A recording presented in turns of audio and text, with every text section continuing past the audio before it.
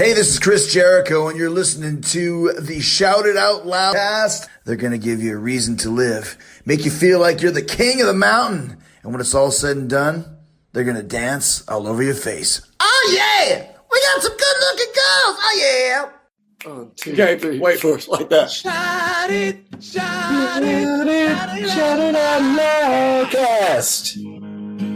Shout it out Loudcast. I don't know. Hello. Hey, what's up there, Kiss Army? Tom and Zeus with another episode of Shout It Out Loudcast, episode 159. We're calling this one the Talismen. Kiss Draft 10, Gene and Ace. Tom, how you doing today? Woo, man. Another awesome one here.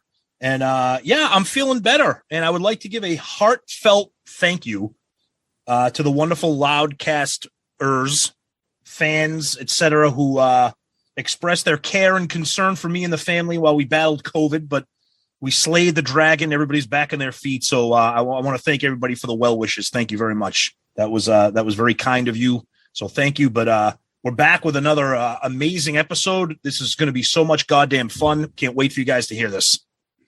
Yeah, these episodes are always, you can tell. When we finished, I quickly said to Tom, this is one of the funniest episodes we've ever had.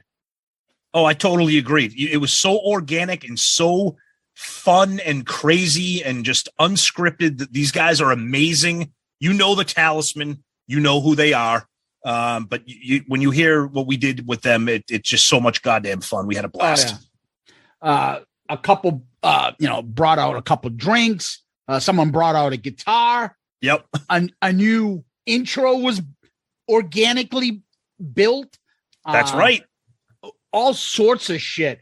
Ace impressions, you name it. They were all thrown out in this. You guys are going to love this. Yes. It's fucking awesome. Tons of fun. So, but as usual, before we move forward, we take a quick step back, look at last week's episode. And last week we had James Campion on, the author of Shout It Out Loud, the story of Kiss's Destroyer in the making of an American icon. James was awesome. We just spoke with him actually via email, and he's telling us how great his book is doing. Yeah, he said he can't believe the bump that he's been getting in sales. He said he's so grateful to us, but more grateful to you guys for listening to the episode and jumping out on there and grabbing his book. He's thrilled with the feedback. So thank you guys. That's amazing. And to quote him, it's been the best post-show bump in sales I've had. Wow. He there's more stuff in, I don't want to get too much details in here, but, he talks about us and our listeners and how passionate they are and what they've been requesting from him. I'm proud because you guys are like our kids and our family. Like they went out to Minnesota or some other hopefully better state than that. And they went and people came back and gave us great feedback on how our kids were and how polite they were and how nice. Oh, so proud of you guys. Thank you, Loudcasters. You make us look good. It's true. That's the thing. I'm so proud of the listeners. I mean, forget about us. The fact that you guys are listening to the show and taking advantage of James's amazing book. That was just great. And to hear him be so pleased with it too is just awesome. Yeah. Well, you know what? We have the number one best listeners out there in absolutely Kiss world. Yep. No doubt. And that's why you guys have made us the number one Kiss podcast. And we can't thank you enough. And we can't wait to become the number one music podcast. Hell yeah. But let's get into that poll. Let's take a couple baby steps first, okay? Couple baby steps. It's yeah. All right. So what do we do? We got some feedback first, Tom. We want to get into? Yes, we're going to go to our poll that we always do. So our poll is obviously episode based, and it was based on James's book about Destroyer. So we came up with which of these key points or key things involved in the book kind of stick out for you And the options that we came up with were Bob Ezrin's boot camp, Dick Wagner being used for some guitar work, the drug use during production, or the impact of Beth. And 43% of the votes went to Bob Ezrin's boot camp. That's a famous story, obviously, the boot camp of Destroyer. 22% with Dick Wagner being used for some guitar work, 19% the impact of Beth, and 16% the drug use during the production. So that's not too much of a surprise. Our buddy John Restano, better known as Mr. Antonio 2005, we love. No better combination. Ezrin and Kiss were magical. Ezrin's 3 albums, 74 Aerosmith, Get Your Wings, 75 Alice Cooper, Welcome to My Nightmare, 76 Kiss Destroyer. Ezrin accomplished more impact in 3 years than most producers do in a lifetime. Our buddy Wes Beach, who knows a thing or two about guitar playing. Dick Wagner was Ezrin's secret weapon and put him to good use on Destroyer. Thought it would be a wake-up call for Ace, but as time went on, he seemed content to not have to spend more time in the studio than he had to. At the time, who even knew there were Ghost players on the album? That's a good point, Wes. Dr. Van Halen goes, the Ace cult is automatically going to ensure that the Dick Wagner story comes in last. Wrong. The defense is wrong. I think, no, didn't the Dick Wagner thing come in first? No, it came in like second to last. Oh. No, the boot camp came in. Pay attention. Maybe I gotta pay attention. Sorry. Keith Rochford, amazing episode, TNZ. Just ordered my copy of the book directly from James. Can't wait to take a deep dive. All right. That's awesome. Love that. Then a couple episode specific things here. Joel Hoffman, brutally honest as always. I love it. Not a huge fan of interviews. Not just you guys, but any podcast. I'd rather hear you just riff and be silly about a topic. But this guy was so awesome, down to earth, spoke to my childhood. Although Destroyer is my least favorite of the first 6, he was right on where it sits in rock and roll history. That's it, Joel. We love you, buddy. Let's see. Sean Hammond, my Saturday is going to be awesome once I turn this on. Tom and Zeus always deliver great content. At the very least, I can always depend on laughing my ass off. And that's only during the opening feedback section. Oh, yeah, we love that. John Schaefer, good job. James is obviously a fan and a very detailed oriented. His dedication and patience led to some great insights from Bob Ezrin. Destroyer happened as it was supposed to happen. Dave Cranston, amazing book. The details in this thing about their most iconic album are mind-blowing. Arnold says, after listening to this episode, I ordered the book. Can't wait to read it. Love it. Let's see here. We got our buddy Baseball and Death. Zeus's new music rant was awesome. You speak for so many of us. If someone likes it, good for them, but leave us the fuck alone. And then our buddy Steve Wright from the Potter Than Hell podcast shared the picture from the audiobook. And it's not even a picture of Destroyer. It's a picture of the current band. Like, geez, what are you doing with that? That's terrible. But yeah, there's some Twitter stuff. All right. Over on the Book of Face, Tom, Ryan Michael Scott Spencer Cook. I bought Take It Off by Greg Prato after you had him on, and it did not disappoint. Great book. So now I'll definitely have to get this one too. Great interview. Threw Destroyer on right after listening. Nice. That's about as good as a compliment as we can get. Absolutely. Yep. Brad Rustoven asked, is James Campion Murph's long lost twin brother? Even Murph said, I thought the same thing. And then Brad chimes back with, you both have very calming deliveries, which compliments Tom and Zeus.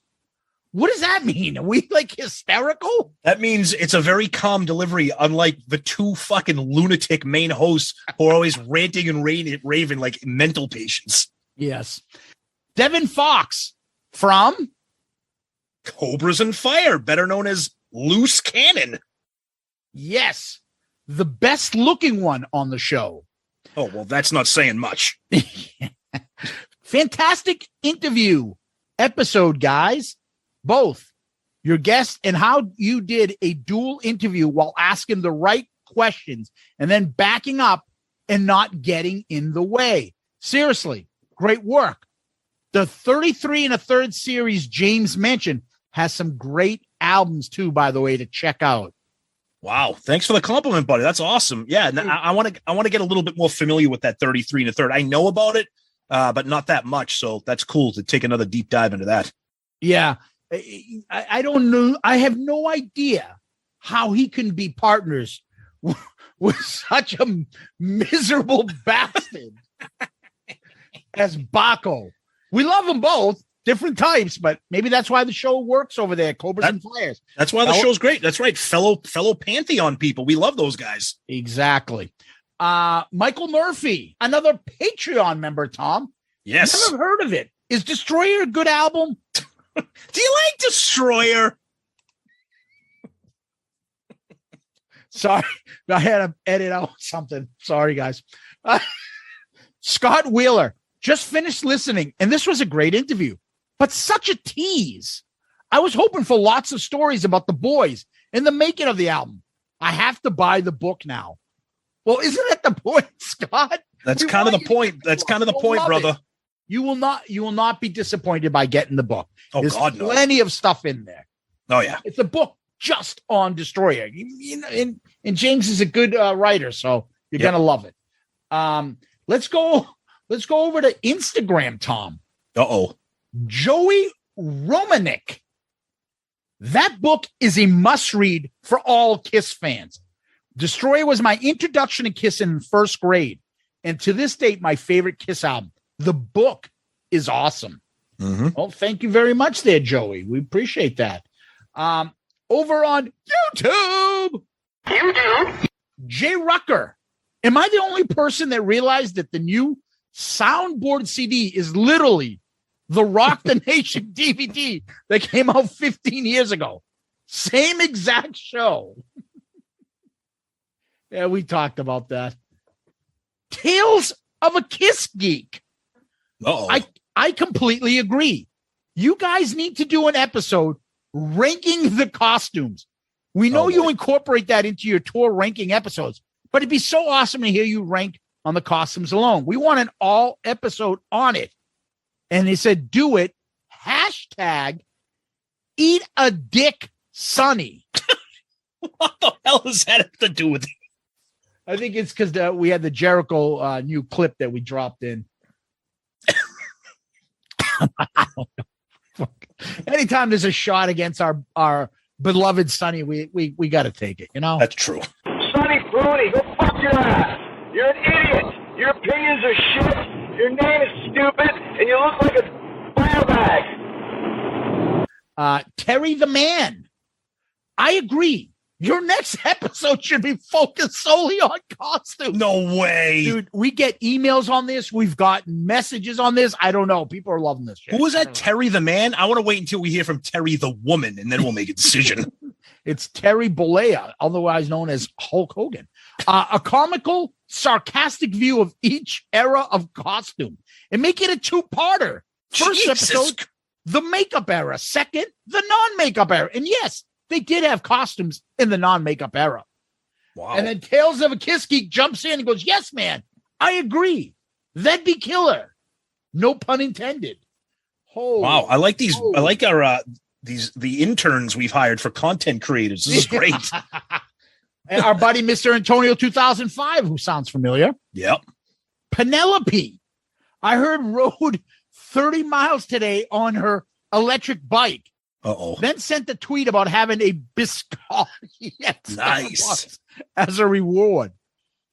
Late breaking news is Lieutenant Frank Trebin has been assigned to investigate the Kiss Online delivery delays. The band is going to toss Drebin some cash for his work. A 1986 Balls of Fire band poster.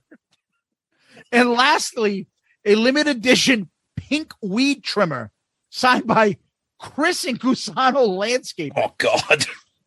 P.S. James was very insightful and enjoyed his book a few years back. I like how he throws that in as a P.S. Like, By the way, All your right, here guest we was go. great. The last one here. Marty White. Uh-oh. I listened to the Academic Kiss podcast this week. Oh, boy. The one where everyone is both well-informed and abusing Valium. They were making an argument that no one should blame Kiss Online for all the recent problems getting product to its customers. They blamed all the troubles on the pandemic. I'm so tired of that nonsense. It's been 2 years. Figure it out. Stop blaming the pandemic for everything that goes wrong. It's just silly. Silly. Their conversation was so nauseating. It was worse than anything I've ever heard on that podcast with the three sycophants. The one where the guy likes to take photos of his buddy trying to get an entire hoagie down his throat. What the fuck? It's a shame he always watermarks over the mayonnaise money shot. So my girlfriend, who has a steroid problem and built like Lou Ferrigno, There it is. was extra pissy this week.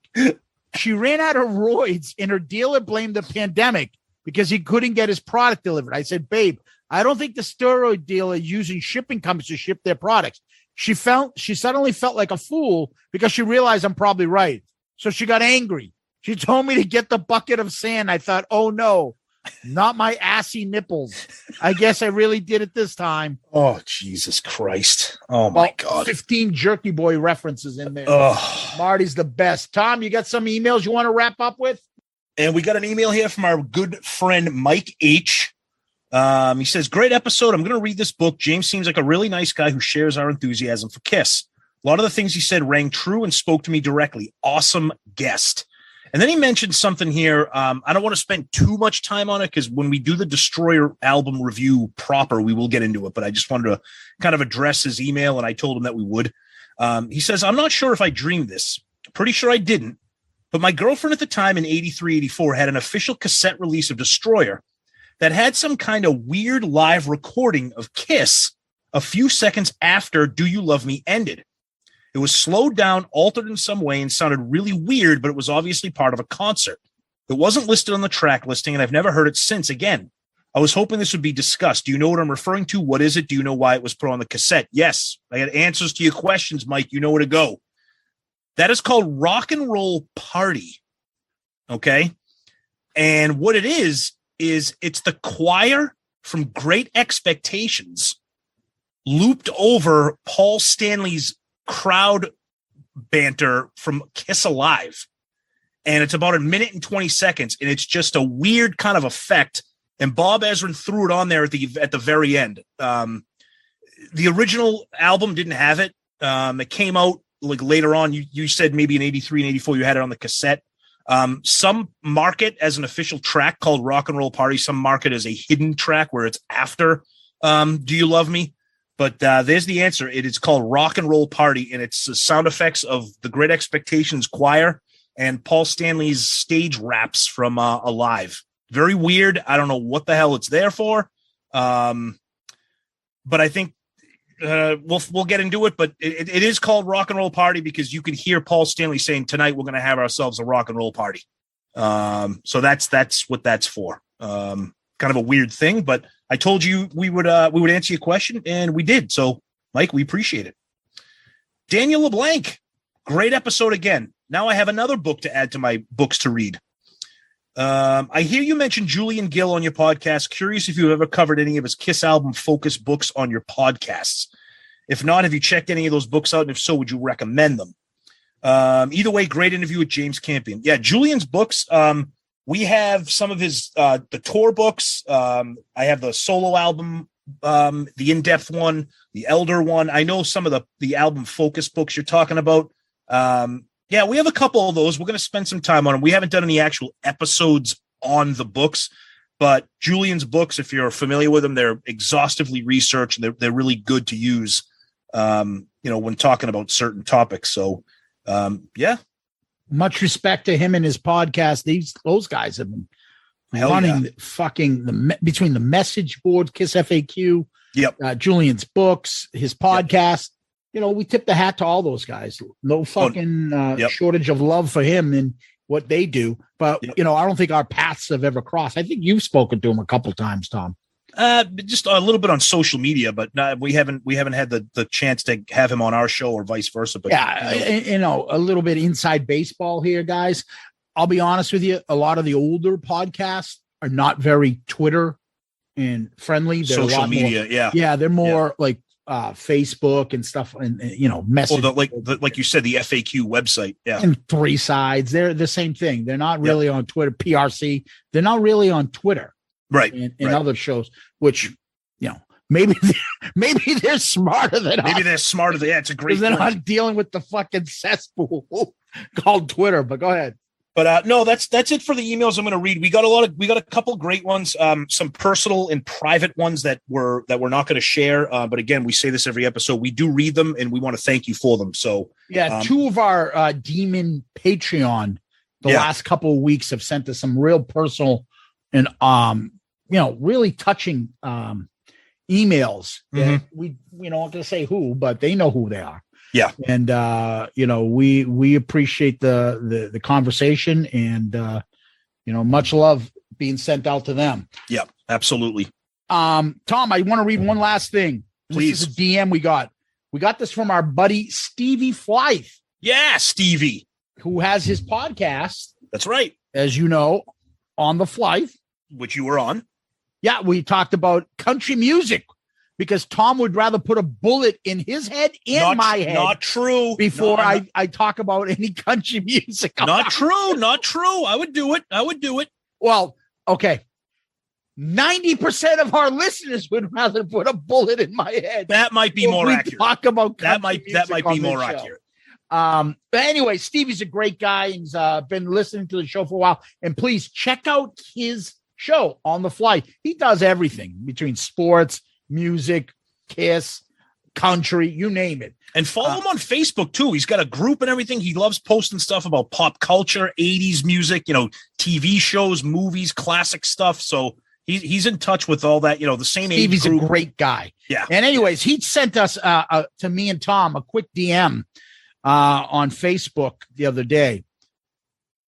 I just want to tell you guys, I was listening to the end of this week's episode, and Zeus was saying something about how you want us, the fans, to feel like we are part of this. And you guys definitely do that.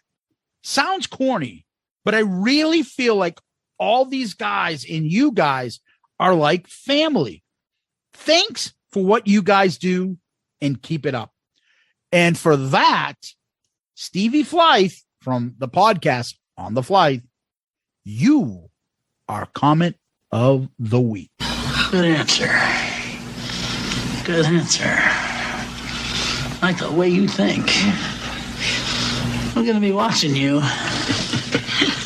Stevie, thanks, buddy. And again, heartfelt thank you to you reaching out and, checking on myself and the family during the COVID outbreak here in Southern New Hampshire. So, but that aside, thank you for the kind words. And again, check out Stevie's podcast and check him out on Facebook too. Tom, before we move on, we always like to give a special shout out to our Patreon subscribers.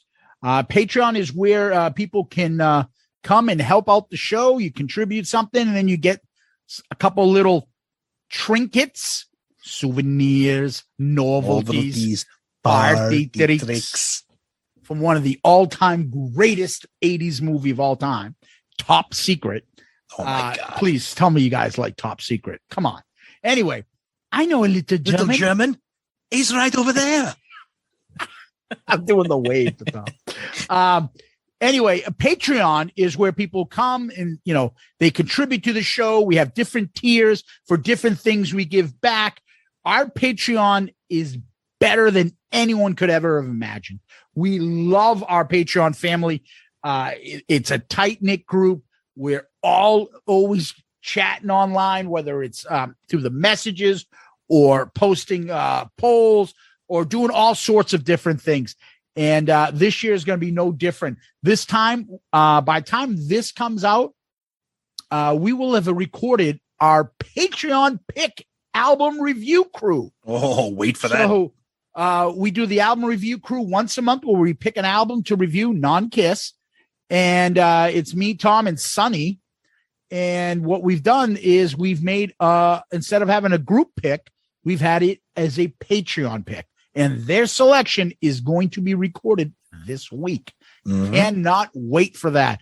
And if you're interested in Patreon, please check it out.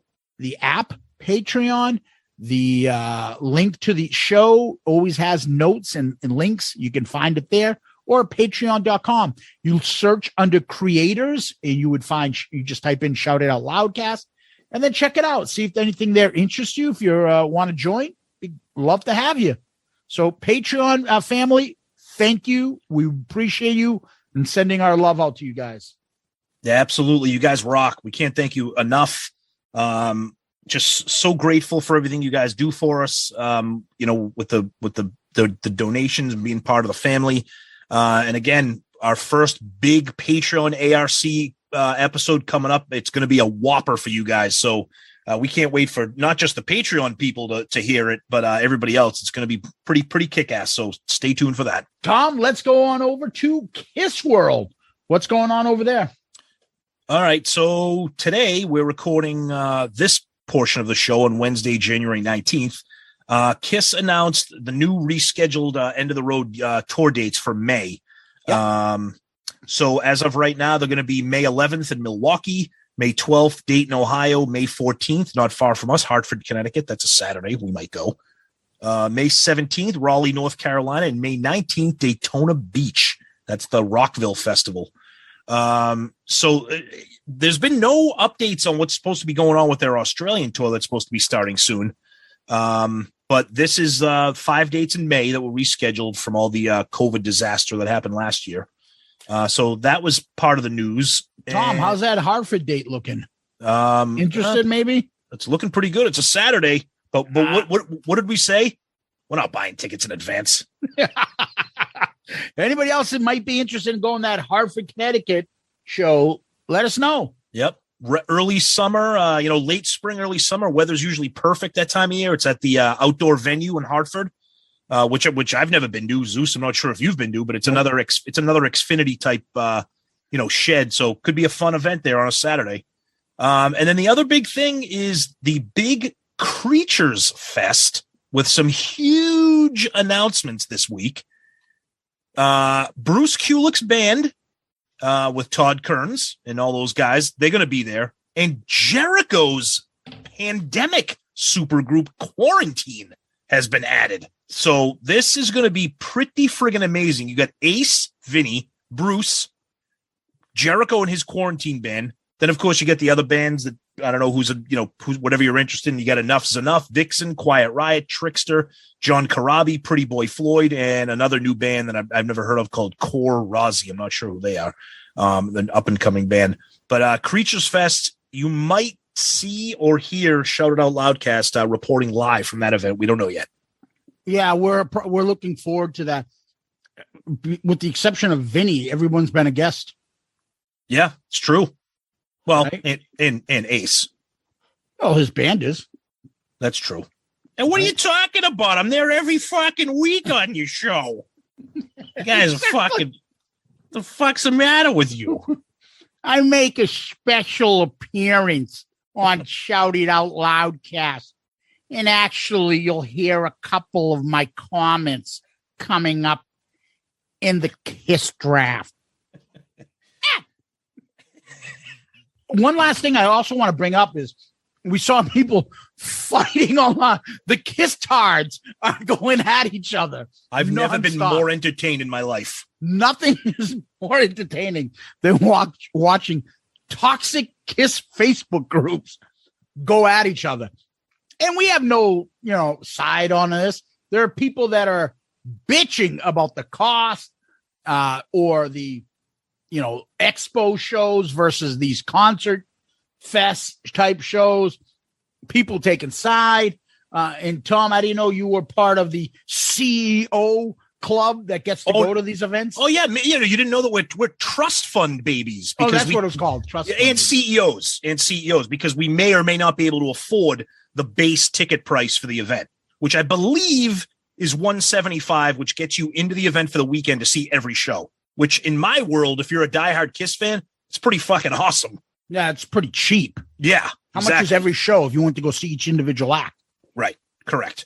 Right. No, but it was killing me though. Like, oh, it's ridiculous. I'm not paying for that. Meanwhile, in the Kiss live auction, this guy's auctioning off a shoebox full of Kiss Matchbox cars for fucking $300. Oh, I'll take them. I need them to complete my collection. Kiss cards losing their shit over like, this is a Paul Stanley purple crayon from 1978. I gotta fucking buy it, honey. Only $800. I can complete the collection. Same person. Trust fund baby going to Creatures Fest. Okay. Okay. But anyway, it's funny. It's fun. We look, you guys know this. You're on the Facebook groups. It's fucking hysterical. We screenshot each other. Oh my God. People name calling, yelling at each other and stupid shit. Oh, it's ridiculous. Fucking hilarious. It is. Pandemic Paul had a birthday party. Yeah, he did his 70th birthday out in LA with some big time celebs. Our buddy Jericho sent us some texted us some photos. Like, holy shit, what the fuck? So we saw that shit before it came out. We're like, hey, that's probably why Gene is a fucking idiot. And like sent a happy birthday to Paul 5 days before his real birthday. Oh, and poor Gene was just getting like, people were like retweeting it, being like, Gene, what the hell, bro? It's a little bit early, 5 days before. Yeah, and then a lot of same people that you would recognize, or a lot of his Twitter friends. Yep. Like Richard Marx were there. Michael James Jackson was there. Jericho was there. Dave Grohl, Foo Fighters. Dave Grohl was there. I mean, there was a lot of people there. Yeah, pretty cool. Good for Paul. Hey, you know what? Happy 70th. You know. Although I liked Chris's jacket better than Paul's. Oh hell yeah! Please, I think it was beautiful. Yeah, absolutely. Yeah. So that was kind of cool. That was kind of fun to see some of those pictures, and happy birthday to Paul. But other than that, kind of quiet right now. Not much. Not much going on. Kind of quiet. So that's about it. The Ace stuff does start up, and those guys. Yes. The Talismen will tell you about the dates coming up and things going on with Ace in a little bit. But one last thought to go jump back, Tom, is the cost of the show. For Creatures Fest. This is just something I wanted to kind of debate with you online, debate with you right now. Go ahead. The cost, I bet you, is going to lead to problems, because I bet that the cost is higher or maybe than normal because of Vinny. You might be right. And here's why I'm not, you may or may not be right. And here's why I'm not. Let me just finish this one last thing. Yeah. Oh yeah, please do. If Vinny toured, there's no way he's doing anything close to Ace. But a one-time event for Kiss Tards, Vinny is going to say, I want this much. And at some point, I have a feeling Ace is going to go, how much is that fucking asshole getting? Fuck that. Yeah, because Neil, who's asked to come on the show, we'll probably try to get him on. What did he say, Tom? So my theory is this. When Creatures Fest was in its infancy, when it was kind of announced, I believe it was really just an event for Vinny. And then things got added on. So Vinny was there first. And then I think Ace became part of it. And then it expanded into what it is now. So I think this event started with Vinny, meaning I feel like Neil addressed all that with Vinny, because he was the first. It wasn't like, hey, I'm going to do Creatures Fest. Vinny, do you want to come and be a part of this? Ace, I think it was, I'm doing this event with Vinny. And then it turned into this. So here's the problem. Okay. So obviously Neil wouldn't be advertising if he didn't get Vinny on a price. He had to pay Vinny. And this is what I'm getting. Was it 5 people show up or 1,500? This is what I'm paying you. Yeah. Right. Now that Ace has come on, now that Bruce and his band and Todd and all of them are coming. Yep. Now that Chris is coming on. Yep. And the prices are going up and he's selling him for more.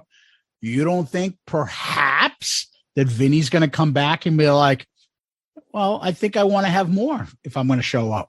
I don't know, because I'll be honest with you. I'm not going to comment on what I think of the prices for this event just yet. But I think that a lot of those meet and greet price packages, they're pretty. Vinny's going to get paid if people sign up for these things. I think Vinny's going to get money. I'm just saying his history is always like renegotiate. Like, how much is he making? How much? You might be right. You might be right. Biting off the hand. But yeah. It seems like Neil has a good relationship with them, and I hope it works out. Yeah, because he's done a couple of. And we are talking about. I mean, we already got the hotel. We are talking about going. So. Yeah, well, we booked the hotel just to get that room before the blocked off rooms all get taken. I mean, we're probably going to go, God willing. But I mean, Neil has a good relationship with Vinny. He's done previous events with him that seem to have gone off without a hitch. Autograph sessions and autographed events. So and that's not an indictment on Neil. I'm just saying. No, not at all. Not at all. No, Vinny. Yep. No, I agree. Anyway. Yep. I'm going to go check up and see if Vinny's going to show up. Give me a couple minutes. I'll be right back.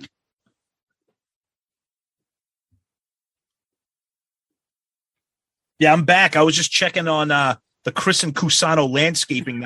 They also help out with shoveling here. So where we are in New England, there's some ice and stuff. So Peter Chris wasn't too happy about it, but Vinny was very kind. So he helped. Yeah, well, you bet he's got to get in shape, game shape for that concert he's got coming up. That's right. Well, Tom, we talked about having the Talismen on their show. They've been always gracious and polite with us and funny as hell. We almost got to see them when Ace performed and we reviewed his concert, but it was a whole COVID thing. Like no one could come in and stuff. Yep. So we finally found an opportunity to get all three of them on. And we're like, the best thing to do is let's come up with a draft. They play with Gene and Ace. Let's hear what they want to play. And maybe they can, shed some light on some of the stories behind the song because they played with both of them and what their thoughts are. And not only did they play the game right, and we sprung it on them like as we jumped on. We didn't even tell them beforehand. There was no prep. They came on. They didn't know what we were going to be doing. They probably thought we were just going to shoot the shit. We had them on and we're like, you guys know about it, like a fantasy football draft? You guys play Ace with Ace and Gene? We're going to do a Gene and Ace draft. And they just did it right off the top of their head. Great no guys. Lists. Yep. No, nothing. It was so easy going and fun and hilarious. And just like we did when we did the Bruce and Jericho draft, when we did the Charlie Benanti and Jericho draft, it's such a perfect way to get guests to talk about Kiss and the music without saying, do you like Kiss? like Ryan would pick a song and then all three guys would talk about whether they got to play it with them. And if not, why? And if so, what did they like about it? Like, it just turned into just such a great, organic, fun conversation. And those guys are so energetic and hilarious. It was so fun. Fucking A. Yep. We'll get into more of the details afterwards, but let's get into it. Without further ado, the Talismen. All right. So joining us tonight for the first time as a trio on Shout It Out Loudcast, we are thrilled to announce that we have in the house the Talismen, Ryan Spencer Cook, Jeremy Asbrock, and Phil Shouse.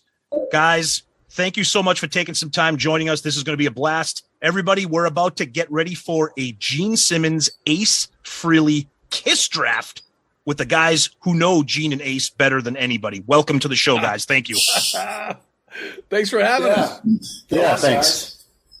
All right, and before we kick off the draft, Zeus, we've had Phil on the show before. We've asked him these questions, but Ryan and Jeremy, it's their first time visiting, so fire away with our first-time guest questions. Yeah, they're called the Murph questions after Tom's roommate, Murph, who was our first guest. College roommates, we're all college buddies, so hence the sense of humor and the crazy fucking stories that we tell from time to time. So the first question is rather easy, and that is your favorite Kiss member. Now, I know that puts you guys in a bind. It could be your favorite Kiss member growing up. Now, whatever you want, however you want to answer it. Ryan, you go first, buddy. Gene Simmons for Ryan. All right. Jeremy. He doesn't want to answer. You got to be quick. No. When I was a kid, I swear it was split between Gene and Ace. But, I play guitar. I don't play bass. Okay. Are we talking about I don't know. What are we talking about? Based on what? Just who's your favorite member growing up? Just as a Kiss fan in general. Ace. Okay. I can dignify mine with a very short answer if you want. Go ahead. It has nothing to do with a dislike of the other three original members of Kiss at all. But his face was my first image of Kiss when I was a kid. My sister bought me my first Kiss poster, which was Gene on the chopper, where he's laid out over it. Oh, you know? yeah. And you got to admit, as a kid, when you're 7 years old, seeing the blood, seeing the fire, seeing the face, seeing the boots, to me, it was the most physically or visually one that drew in. And Paul Stanley just said, and you guys will all know this on that Kiss A&E special, he goes, I might be the voice of Kiss. He goes, but Gene was always the face of Kiss. He really hit a home run with that one. Absolutely. And man, I couldn't have agreed more. And I just love that.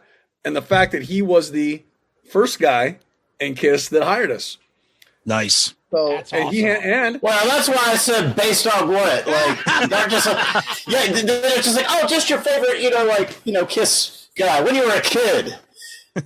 So mine was different. The very first picture I ever had was a picture of Ace in his Love Gun outfit with his boot up on that Black Les Paul that you guys all saw on that last tour. Mm-hmm. And my brother's friend gave it to me. And man, I was like 4 or something. Wow. And, Ryan was – there's a little bit of a difference between a 4-year-old and, Ryan was like 6 or 7. Yeah.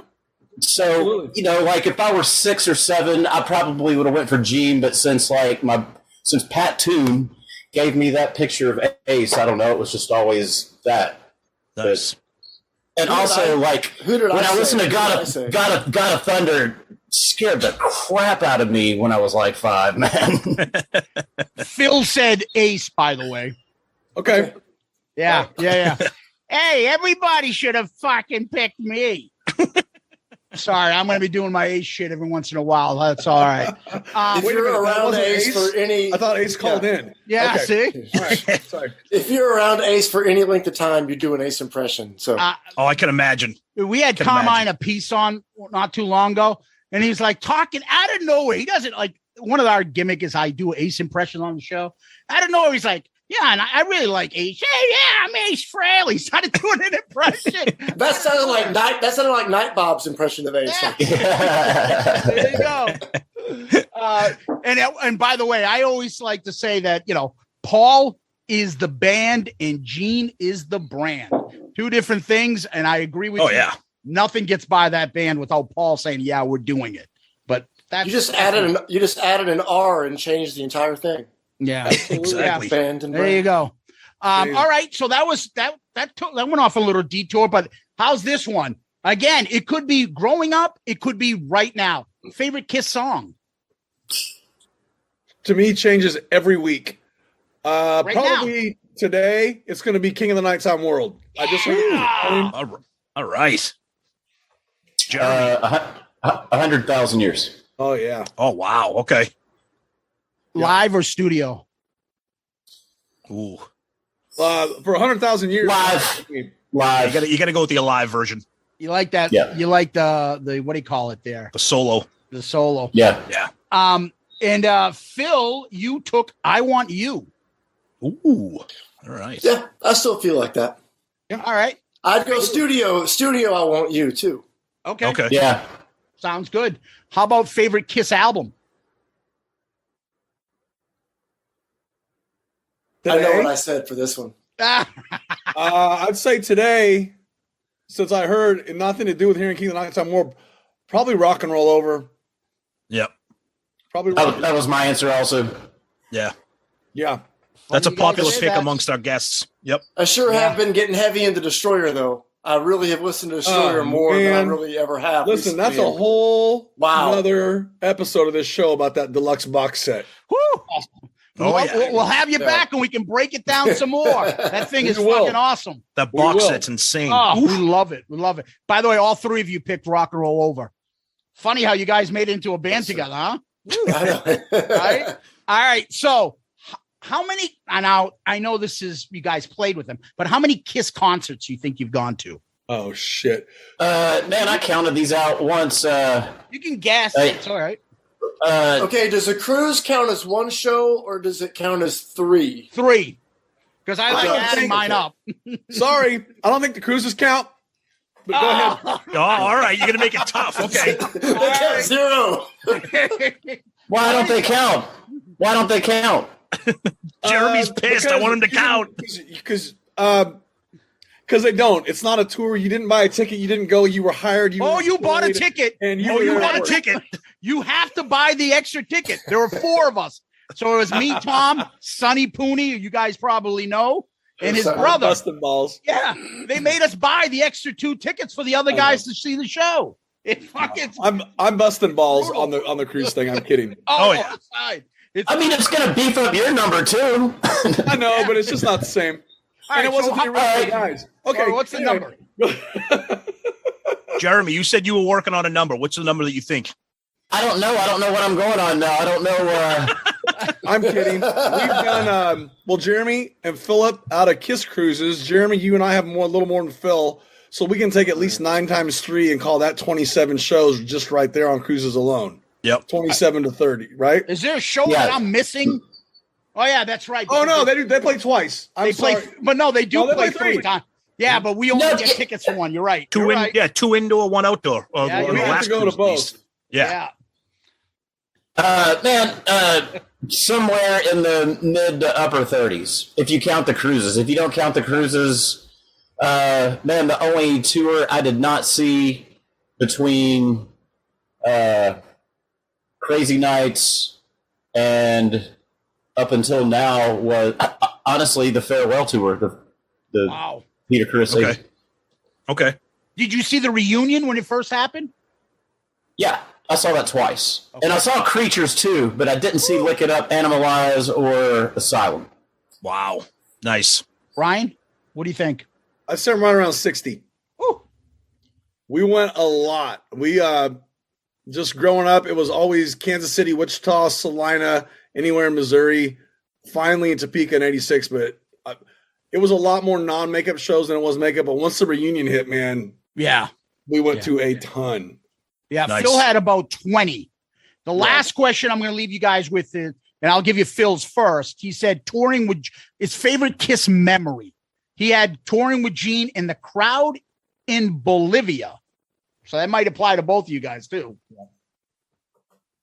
How about you guys? What? Favorite memory? Could be growing up, could be opening up and seeing Destroyer for the first time, could be playing with the band, meeting, whatever you want. I'm gonna go with. Oh man. Okay, if you're trying to decide, this is not a favorite memory because man, there is absolutely no way to answer that question. I can't even pick a favorite memory of a weekend with Gene. However, one of my favorite memories and stories, and it should be one of Phil's too, is the time Gene mooned Phil. Point blank moon. I mean, it was, man. I mean, Gene's ass was in his face. and that was our first weekend. That set the whole thing up, you know. Funny how that didn't make it into my favorites. Yeah, I would say mine's gonna be Creatures of the Night. Seeing the tour? Yeah. Oh, that's awesome. Seeing that for real. I mean, finally seeing it for real. Yep. And just in my personal opinion, that is still one of their top stage productions ever. I don't care that the tour didn't do well. Oh, but the tank. I mean, oh yeah, awesome. Man, I saw that show also, but I was 8, and man, my 8-year-old brain had a hard time processing that. Like it was like a sensory overload. I can imagine that it was actually. That's actually the real Kiss. Yep. And it was, not the superheroes. That's awesome. All right, boys. Well, I appreciate you doing that. Thank you, guys. So, Tom, you want to set it up for the draft, and I'll write everybody's answers down. All right, so let's have some fun. Let's bang out a fun Kiss draft. Gene and Ace lead vocal songs. Okay. Wow. So these can be your favorite songs that you'd love to see them play, but whatever it is, these are Gene and Ace lead vocal songs. We will start with, why don't we go, I'm looking at my screen here. We'll kind of go in a circle here. Why don't we start with, we'll give Our Jeremy our guests go first. We'll go last. We'll do Jeremy gets the first pick. Then we'll go Jeremy, Phil, Ryan, Zeus, and then I'll pick last. And then we'll continue in a circle. So Jeremy gets the number 1 pick in the Gene and Ace draft. What song do you want to play? First pick. Charisma. Oh, yes. Well, I love Charisma. I loved playing that song so much. We played it almost every show. Oh. We sing the harmonies good. I mean, I don't know. That song kind of had all of it. I loved it. That is such an amazing deep cut. That has ever since I got Dynasty, that's always been one of my all-time favorites. Oh, love it. Love it. Phil. Okay, so are we doing 5 and 5 or? No. It could be 10 Gene, you 10 Ace. It could be whatever you want. Okay. Fuck Gene. I'm doing all Ace songs. Up to you. I'll do an Ace tune. I'll stagger with an Ace tune. I'd really love to keep on to do again. We did it once. I'm in Need of Love. Oh, wow. Okay, off of the 78 solo. Mm-hmm. Wow. Don't listen to our album review then of that album. Go ahead, Tom. Tell us how that song goes. No. I love some of the songs on that album, but some of that album is just not good. Really? Man. That rules. This song's awesome. Sorry. Yeah, I'm with Phil on that one. I'm sorry. I'm sorry. I just think Paul's album is better. No? I do. Anybody agree with that? I'm just curious. I like it. I don't think it's better, but I like it. Okay. All right. That's okay. like them all. I get it. Yeah, that's good. All right, you're up then, Ryan. Ryan, what do you got, buddy? We didn't get a chance to do it very often, and I think that's why I think of it as so rare and awesome. I'm going to go with the couple times we did Ladies' Room. Oh, Gene. Excellent. Oh, yes. Yeah. This is why I love having you guys on here, because it's deep cuts. You're not picking you're not cherry picking all the classics. This is awesome. Love it. All right, Zeus. So it's bad that I say God of Thunder, huh? No, it's not. All of these shows. Dude, it's God of Thunder. I'll go deep cut. And I will take something that is not usually picked by I'll say Gene. And I'm going to take I'll take Tom's number 1 pick. I'll take Unholy. Okay. Oh, yeah. All right. Yeah. Nice. All right. If we're going to stick with I don't know. I'm afraid these guys, I'm going to have to take this song because I'm looking at the Guitar Player magazine with the article about you guys, which is fantastic. And you talk about deep cuts and you mentioned Charisma, which Jeremy took. But the other deep cut that you mentioned is one of my all-time favorite deep cuts off of Love Gun, and that is Gut Love for Sale. It was either that or Charisma, and I went with Charisma. Yep. So I am taking Gut Love for Sale. There we go. Awesome. So Jeremy, back to you for another pick. Okay. I am going to pick...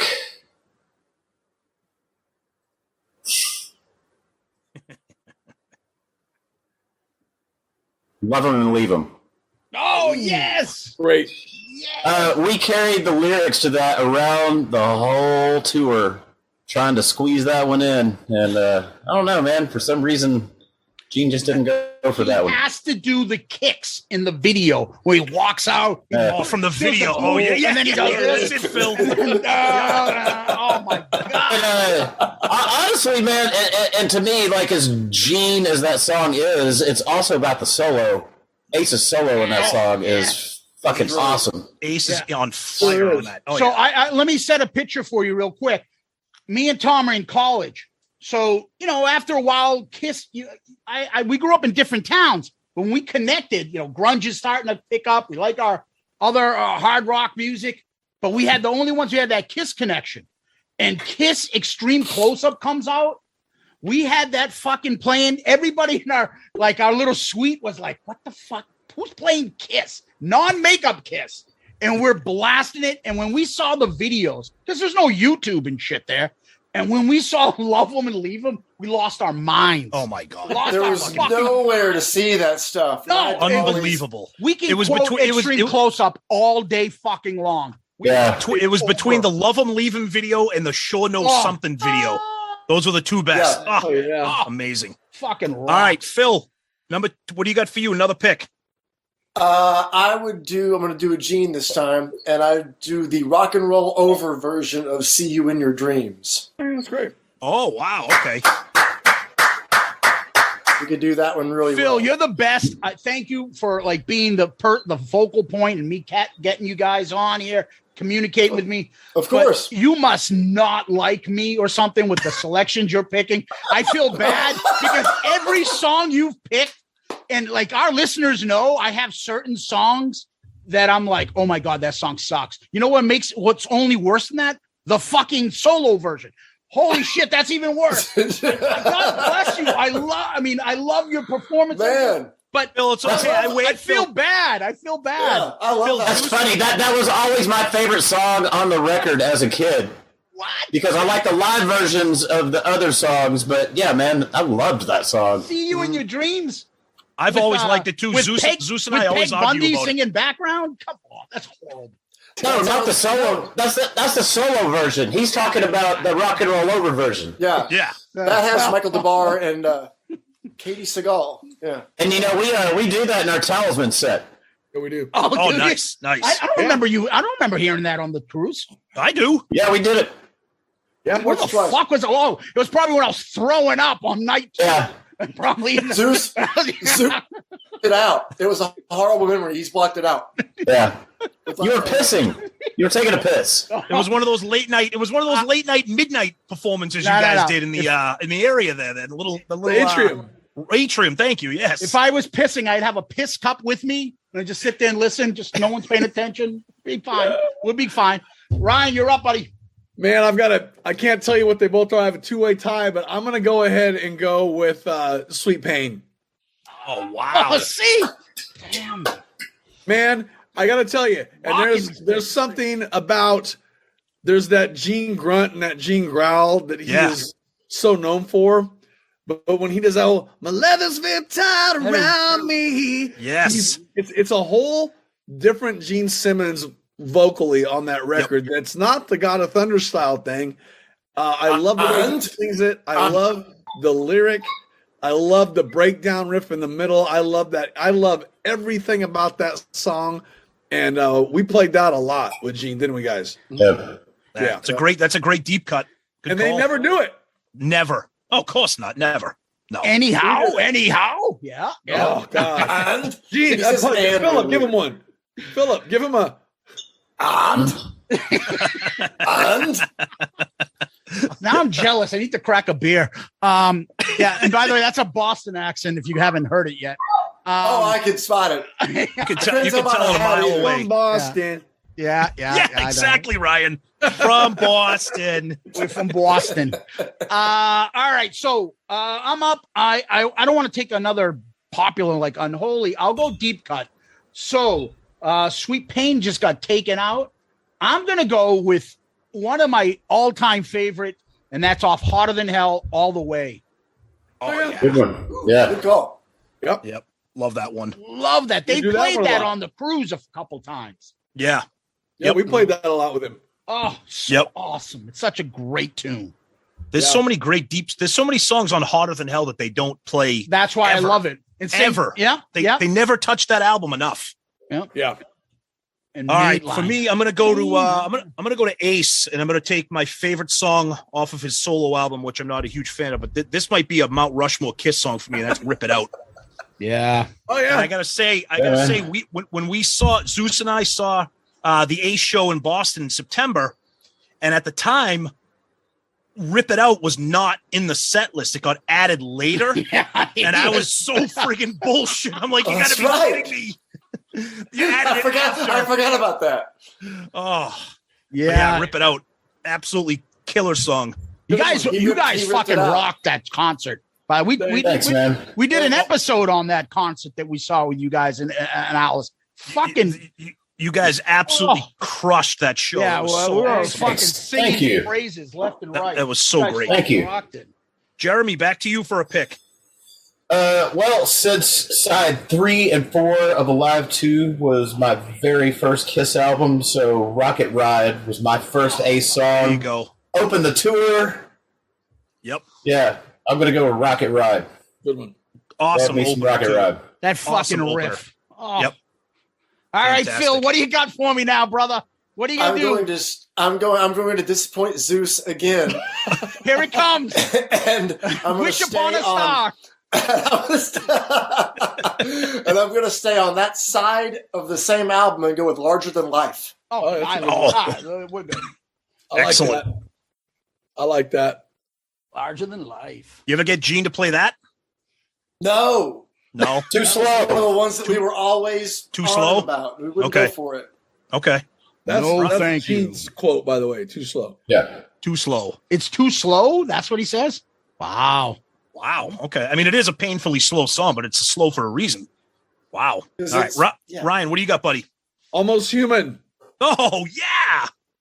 I'll tell you funny, real quick, funny. One of my favorite things about that song, we played it the very first show in Cleveland at the Agora, and I started that song, right?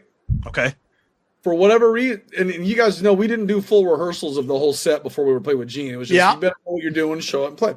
Yep. Which we did. I did not know that Gene was going to start that with me.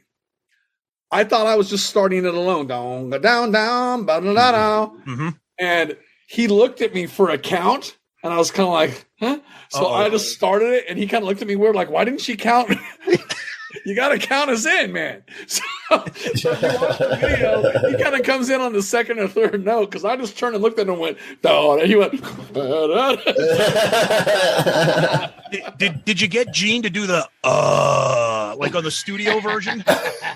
He didn't. I can't remember. He didn't do the big groan, but he did, because this is the point where we were still having huge lyric sheets on the floor. Yeah. He did on that ba-da, ba-da-da, ba-da-da. I don't know the fucking words. I don't know what I'm saying, didn't he? Yeah. That's awesome. He did that a lot. He did a little- That is awesome. But I love that awesome. song. Oh, yeah. All right. So I'm going to take an Ace song before they all get taken away. I'm going to go off of his best vocals, and that's on Dynasty, I think. And I'm going to take a song that I know Tom's not too fond of. I don't think you are, but I'll take Save Your Love. Oh, I love Save Your Love. Oh, man. One of my favorite parts of that song is Paul with the background vocals. You can Paul overtakes that backing does. vocals, but that's a great Ace Oh, song. when Ace says, so long, Yeah, exactly. and now you're gone. So long. So long. Love it. All right, I'm gonna actually go back to Harder Than Hell. I'm gonna go Gene. I'm gonna go Watching You. Oh, Oh, yeah, man. fantastic. Good call. What a Every great time, riff. every single time, Zeus and I, we always say the same thing, kind of going back to that extreme close-up video. Every time I hear Watching You, I think of that black and white Winterland video Yeah, the winter. of Gene just looking Love it. fucking so menacing. It's one of the most classic performances by them. I always love that song. Oh, Love that song. rips. All right. Jeremy, So when I went to see Empire Strikes Back at the theater, we went to the pizza place afterward, and Unmasked wasn't out yet, and I Was Made for Loving You was the single, and what is the B-side? Hard Come on, times. guys, what's the B-side? Hard times. oh, is it? Thanks, real? Ryan. I feel like I was asking. I feel like a bad Kiss fan now. I didn't know it was the B-side. Hey, who's interviewing you here? Yeah, I don't know. Oops. Hard Times, man. Yeah. See, I prefer Hard Times for Ace off of Dynasty. I prefer that over Save Your Love. Hard Times is killer. I agree. Yeah. Yeah, I mean, I like him, but I think he's awesome on that album. Yeah. His vocals are fantastic on, and Hard Times is like, I know, you're not supposed to, according to Gene, like glamorize getting fucked up, drinking and smoking and doing shit, but that's the kind of only one of the few cool songs for people like that shit on a Kiss album, and it was just fucking awesome. And do you know something else that you're talking about? And this is just my own take. You're talking about he had a certain swagger, and this was his best vocal performance. Yep. You know, the reason I think that it is his best vocal performance, he did get a certain swagger after 78 because he probably went into that record with more confidence than he did on any other Kiss record because he actually felt like, man, I just did that by myself. And there's probably some of that in his Eddie Kramer probably brought a lot out in that dude by himself making a whole record than a lot of people realize, I think. No, and that is I why think the you're dead vocals on there I think are pretty cool because he probably had a little more confidence on that record as far as at least singing. And then Vinnie Poncia got a hold of him and said, fuck this. Let's screw it all up and sing like this. But Dynasty, he still kicked ass on Dynasty. No, Ace sang great on Dynasty, I think. Yeah, on Dynasty's fucked up, but I'm saying on Unmasked. Oh yeah, We're not talking about Unmasked, dude. I love Ace's songs on Unmasked. No, but I'm saying then why isn't his confidence staying on the next album? It just next album he wasn't as good. Maybe that's just my opinion, but vocally and just the songs he was doing. That's maybe. But Phil, you're up, Phil. What do you got, buddy? Let's see. I was trying to Google songs, so I'm not forgetting anything. You know what I can show you guys? Speaking of Unmasked, I've always loved "Talk to Me." Yes, of course. I'm gonna go with "Talk to Me." Great song. I'm telling you, I wave the flag for A, Unmasked in general, and B, Ace's songs on Unmasked. Zeus hates the album. Except my flag is at half mast for that record. He has a semi for that record. I don't blame you. All right, talk to me, Ryan. You're up, brother.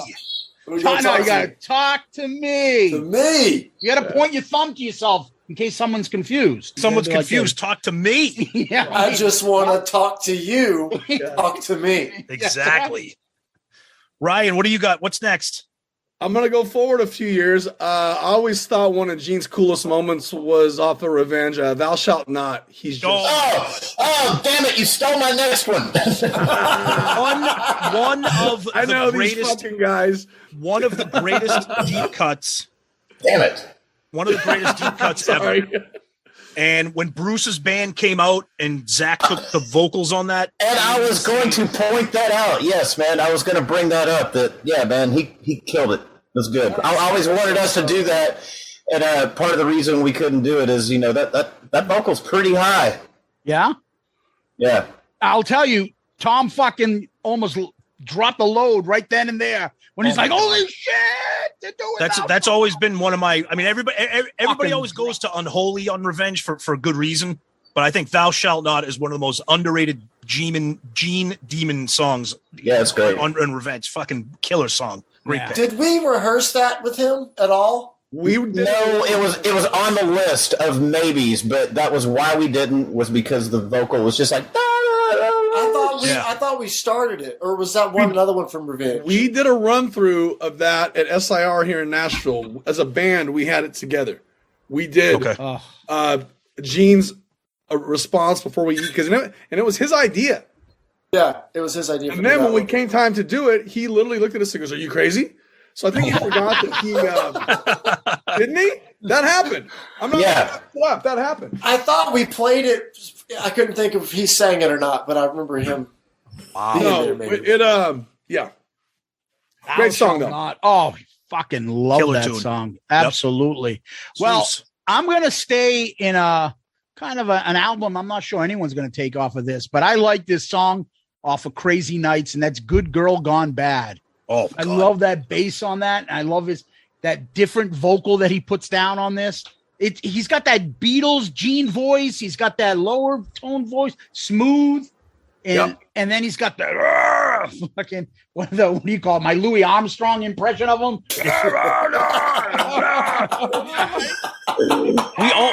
we always talk about Gene's 80s underrated songs. Oh, yeah. Those non-makeup Gene songs are so underrated. Good Girl Gone Bad, fucking blasting that in the car. That song rocks. Just even the music is rock. Yeah, no, it's a good one. Yeah. All right. Let's see. For me, I'm gonna go. I think I'm gonna stick with some non-makeup, and probably my favorite song off of this album. I know when they performed it live, they tended to give Eric Carr the vocals. I know where you're going. But on the album, it's Gene. That's Young and Wasted. Yeah. Yep. Absolutely one of the most ripping songs from that album.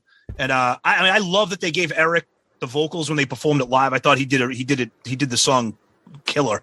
Do you remember how fast they played it on that tour? Oh my God. Everything on that tour was out of control. Cooking. So insane. It was crazy. It was like a different band. That was nuts. You go watch like that Animalized live uncensored, all that That's stuff. what I'm talking about. Yeah. The band is just like shot out of a cannon. Amazing. Yeah. Jeremy. This is not a deep cut at all. Okay. In fact, I know a lot of Kiss fans would probably not want to hear it, but man, Deuce fucking kicks ass. Oh yeah. Love it. You know, we started, the Verse show, we opened with Radioactive and went into Deuce, which honestly I still think was a little more perfect with that laugh going into it, but Gene was like, no, we should open with Deuce.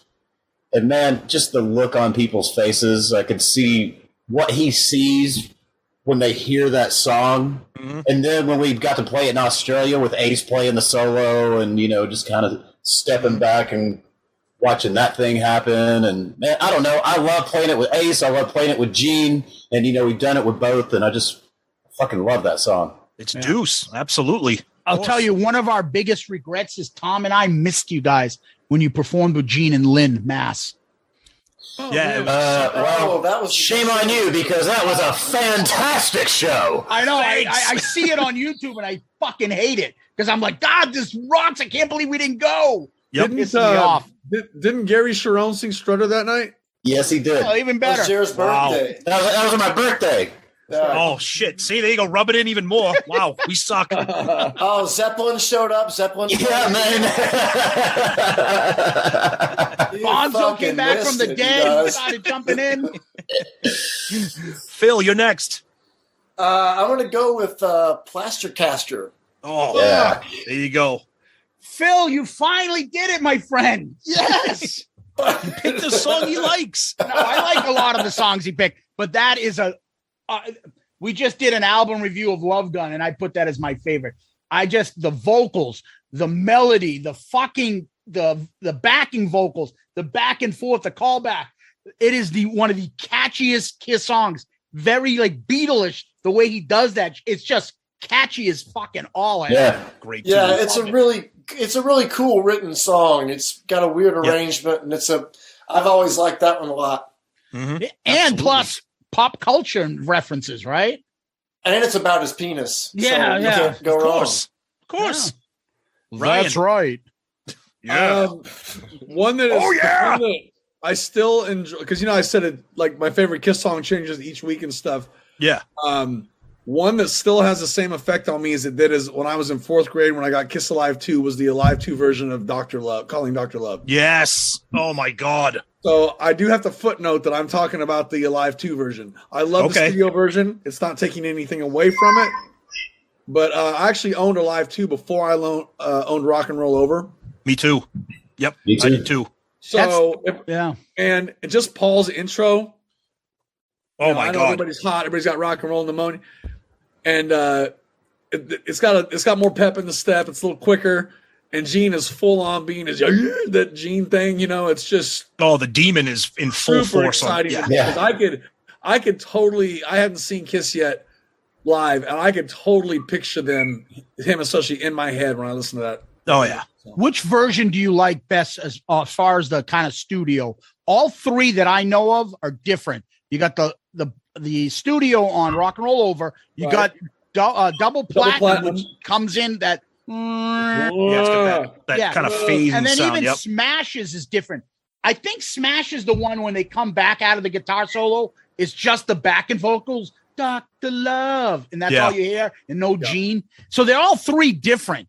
I'm gonna go hands down, uncontested every time. Studio versions, Rock and Roll Over. Yeah. Yep. Okay.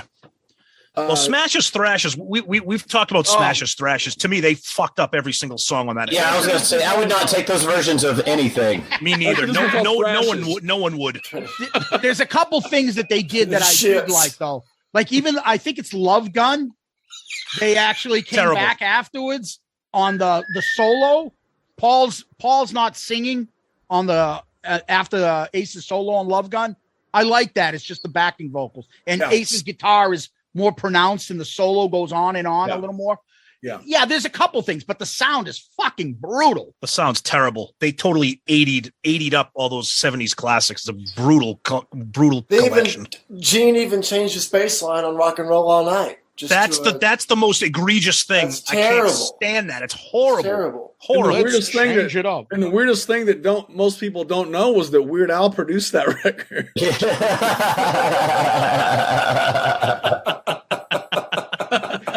Sorry. You might be right. You might be exactly. Yeah. I would have preferred a polka medley of Kiss songs. Yeah, there you go. Do it.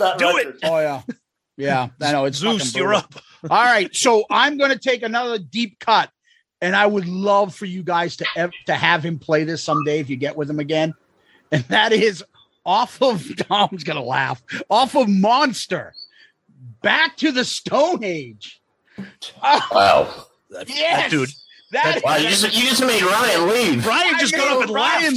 So you don't like See You in Your Dreams, but you pick Back to the Stone Age. Oh, just to hear Gene do it live and just go dun dun dun dun dun dun. We did Wall of Sound. Is it on that record? Is Wall of Sound on that record? We did that. That song's horrible. That's on Monster, yeah. That song's horrible. Back to the Stone Age is the fun one when he's like dun dun dun dun dun dun. I like it. That album is, and he starts screaming. Ah! Oh, I think he's screaming because he can't believe he made Monster. I know you hate that. It's got a couple good songs. It's not. It's a little out there. Yeah, I want there to go a little bit of a deep cut so Phil can use some shit against me too. So there you go. All right, I'm gonna take an Ace deep cut, and the song is okay, but I like it just because the solo is off the fucking walls. And that is Ace doing Dark Light off of The Elder. Oh. I think the song is pretty good, but that solo is just absolutely chaos. I know it's something we're never going to hear Ace do, or he's probably. Can I explain to you? Can I explain to you why we can't do that song live? I mean, it could be anybody, but like the only repeating word in that whole song is Dark Light. Yes. Every word is different. Even the choruses. There's no catchy chorus. Every line in the chorus is different. So even if he had a lyric sheet, it'd be a book. Like it's Lou Reed lyrics. There's so many words that, and there's a lot of talking after each. And after like it's not just him. Like we've done that song before. We did it in some of our jams at expos and shit like that. And I sang it. Yep. And I'm telling you, man, it's hard. Yep. Bob Ezrin.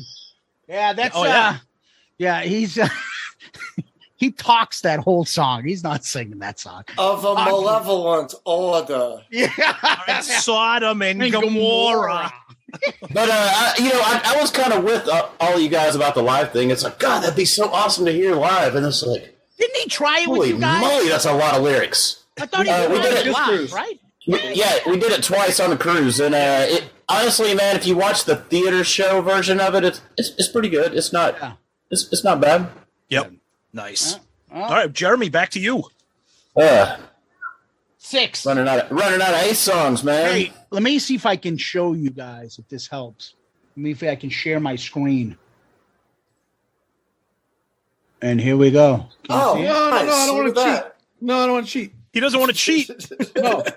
I've been boxing out. The ones in red are gone. I've picked, I think. I'm not going to look. All right. You want me to take it off? I don't have to.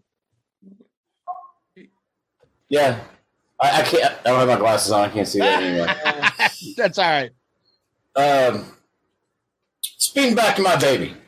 Oh, there you go. Nice. We did that a few times. It's fun. I like singing those backups with those guys. Yeah, absolutely. It's cool. Oh. Phil. Not a deep cut, but Shout It Out Loud. And because what we always did with Gene, because we did it with Gene almost every show, and we would divide up the Paul parts. I was just gonna say, so you guys would take turns covering the Paul lines. Mm-hmm. Nice. Yep. That's awesome. And that's one of my favorite Kiss songs anyway. It's just it's a hit and a classic for a really good reason. That's my first Kiss song. It's still is light bottle. Doesn't make sense to me that Shout It Out Loud wasn't bigger than Rock and Roll All Night. I mean, I love hearing those two guys sing together. I love that chorus. Ryan, you bring up a good point because the song it's off of Destroyer. It's got the dual vocals. It's a better produced song. You would think that it would have but I think Rock and Roll All Night was just so huge that it would have taken so much effort to overtake it. But I'm not dissing how awesome and the message and the performance and everything that Rock and Roll All Night is off of Alive, because it is fucking magical, man. I mean, it is magical. Huh? Hearing Paul introduce the song and hearing the crowd and hearing everything, there you go. It's magical. Oh yeah, and I'm with you. I love it. I understand why it's so huge, but I like Shout It Out Loud better. So Phil had a good pick there. All right. Well, so Phil stole that from you, Ryan. So your pick is now. I'm gonna go with some really, really, really deep shit that was only released on the slide, which is "Are You Ready?" Oh, nice! Oh, yeah. From left field, Ryan Cook. Ryan from the top rope with a deep cut. So Gene really from the top rope. Gene really wanted to do that. Number one, he loved the song. Number two, it was a really good tool to promote his new Gene Simmons Vault. Yeah. Because it was available on the Vault. It was the first time it was really made officially available. And one of my favorite moments is playing that song. We played it a lot, didn't we, guys? Yeah. Not just here in the States, but all around the world and everything. We were at the Surf Ballroom, which is where at, you guys? Cedar Lake, Iowa. Yeah. We're at the Surf, and Gene's, believe it or not, talking on stage, and he was getting ready to introduce the song, and this is all on video. You can go look this up on YouTube right now. And Gene's like, and this is off my newest Gene Simmons Vault. It's called "Are You Ready?" Wait, I forgot the words. And he's like, "Ryan, what are the words?" And I run over, and I didn't know the words, but it goes, da da da da da da. Laughing, remember? And then into the mic, he goes, "He just said to me, it goes da da da da da." That's awesome. Nice. That's awesome that he's got that sense of humor, man. That's when I think about that song, I think about doing a duck walk in high heels. Yeah, that's right. He made it was his call, and he was like, "You guys double the solo and start from the opposite side of the stage and do the Chuck walk, the Chuck Berry jump walk. The crowd will go crazy. They'll love it." Oh my God! See, that's awesome. Hearing that kind of stuff from Gene, you know, I love that he loves that. He's stuff. such a history buff about everything like that. Yeah. Like his music or movies. Also, is just. I mean, this is a whole other thing, so I won't even get going. But he's just so self-deprecating and so fun. Oh yeah, so much that we could happily tell you that it's what a good guy that he is. So anyway, go ahead. That's awesome. We love hearing. Are you ready? That. Are you ready? Is where I'm going to go on that one. And I know a lot of people don't know that, but okay, I like it. All right. So Zeus. I'm going to go with "It's My Life," and one of you guys will sing the other side, the Ace part of the song. I fucking love that. I don't know how it didn't end up on Psycho Circus or something. We did that song a whole bunch. Yeah. But I'm saying, did you guys switch up the vocals or with Ace, or was it Gene through? He sang it all. Okay, wow. Nice. Well, it'd be great if another vocal came in just to bounce off each other, and somebody did like the Ace part. But that's awesome. I love unbelievable that song. Unbelievable that did not make the album. I don't understand that at all. With all the shit that's on Psycho Circus, I don't know how that song didn't make the album. Sorry, but by the way, we're Kiss fans. Wait, Ryan, you said we do. Yeah. Go ahead. What? I'm kidding. Okay. All right. All right. I'm going to go back to Gene here, and I'm going to try to stay kind of away from like the super hits. So I'm actually going to go. You picking something off the vault made me think of something off the box set, and I'm going to take Mad Dog. I knew you were going. And once you said that, I knew you off the box set. I'd love to know if Gene has ever even thought about playing that thing on any of his shows. You guys look puzzled. You That's know the song, surprise pick. Oh, Yeah. Yeah. That song's awesome. Well, I mean, actually, Flaming Youth isn't getting played. It's Paul, so we can do Mad Dog because it's got the same riff. Oh, there you go. That's true. That's true. Yeah. All right. Now, All right. Jeremy. I want to get his go ahead. quick opinion. What do you think of the song "Don't You Hesitate"? Off the box set, Paul's vocals. I like what it ended up being better. Like all the demos is fun to listen to, but it was definitely got in good hands. When you pick up, that becomes Goodbye, or that becomes Flaming Youth. It got put together well. It was assembled very well. Yeah. Okay. Yeah. Okay. Go ahead. I'm sorry. I didn't mean to cut you off. Go ahead. Jeremy. She's so European. Ooh, Unmasked Love. I'll bet Zeus hates that one, don't you? No, I started off. We did our third episode. We called it Smashes, Thrashes, and Shit. Worst Kiss song. And I was like, fucking, she's so European. We're like a brand new podcast. It was literally our third episode. We're like, hey, we're a brand new Kiss podcast. This is an episode of all the songs we hate. Welcome to the show.